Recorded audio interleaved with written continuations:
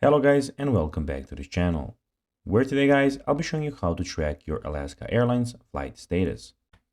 Now guys, the first thing that you of course need to do is go to the Alaska Airlines official website, which is alaskaair.com, and you'll be greeted with the website like this. Now when you did that, you just need to go and log into your profile. But guys, if you do not have one, don't worry, you can always go and register to Alaska Airlines. But guys, if you do not know how to do that, you can always go to our YouTube channel where we have plenty of how to Alaska airline videos where you can see how you can do this. Now guys, that we got that out of the way, let's see what we actually have in front of us here. So as you can see here, we have the official website where we have a lot of things that you can do. First of all, you can go and book flights here. You can go and check into your flights that you already booked. You can see the flight status of any flight that you want.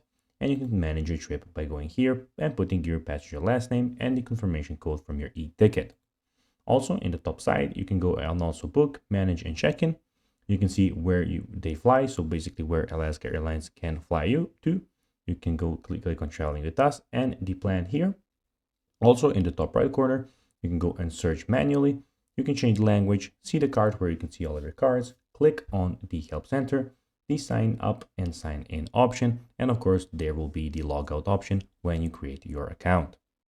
Now guys, let's see how you can actually go and track your Alaska Airlines flight status. Well, to check the Alaska Airlines flight PNR status, you can visit the airline's website and enter your booking reference number in the check flight status box, which you can do in the manage trip here when you put your passenger last name and confirmation code of your e-ticket and click continue. So guys, that would be everything for this video. I hope that you found this video informative. And of course guys, if you did, don't forget to like this video, share it, subscribe to the channel and put the notifications on. And guys, as always, I'll be seeing you in the next video. Bye guys.